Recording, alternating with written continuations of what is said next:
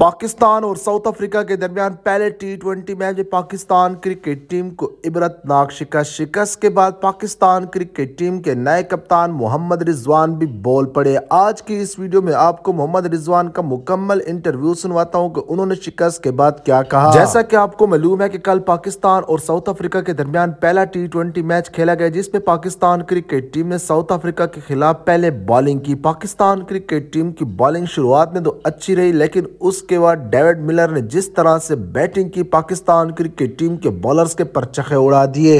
अब Pakistan cricket team को पहले टी20 मैच में शिकस्त हो चुकी है और पाकिस्तान क्रिकेट टीम के सलामी बल्लेबाज साइम अयूब और मोहम्मद रिजवान ने तो कुछ गुजारे वाली बैटिंग की, लेकिन पाकिस्तान क्रिकेट टीम का एक भी बैटर इस तरह से बैटिंग ना कर सका जिस तरह से डेविड मिलर ने आसानी के साथ और फुल कॉन्फिडेंस के साथ शॉट्स मारी।